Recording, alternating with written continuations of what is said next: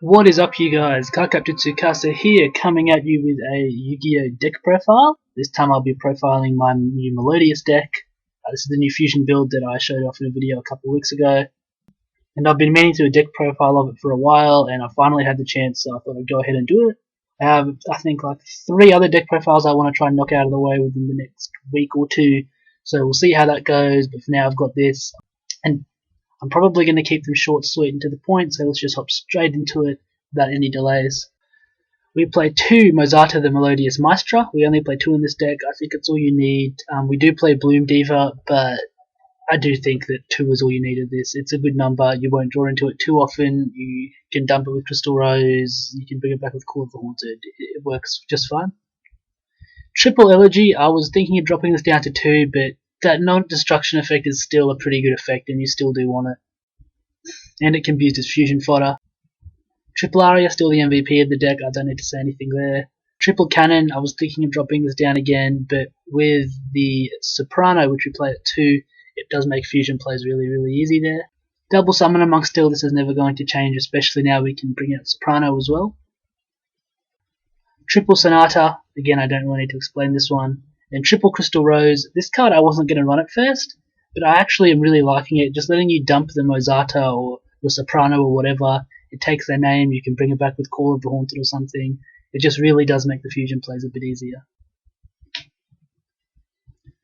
Onto spells, we do triple Transmodify, 1 Raigeki, triple Polymerization. This was at 2 at first, but I really wanted this build to focus a bit more on the fusion, so I bumped it up to 3.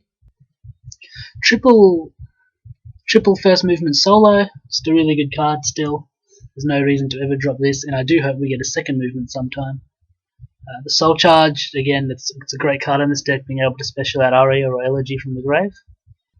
Well, we're down to 1 Celestial Transformation. I think that's really all you need to play in this build. 2 Photon Lead, we have Summoner Monk, we have Solo, we just have other ways of bringing out Aria now that we don't need to run this at 3. Then onto the traps, we play this new top card here, Phantom Spring of Dragon Souls.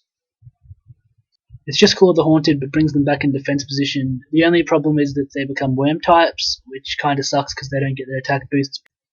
But this deck's sort of been built on a dump with Crystal Rose, then bring them back with this sort of idea in mind, and it's worked very well so far, I think. So maybe I'd bump it up to 3 in the future, but I do like just 2 at the moment.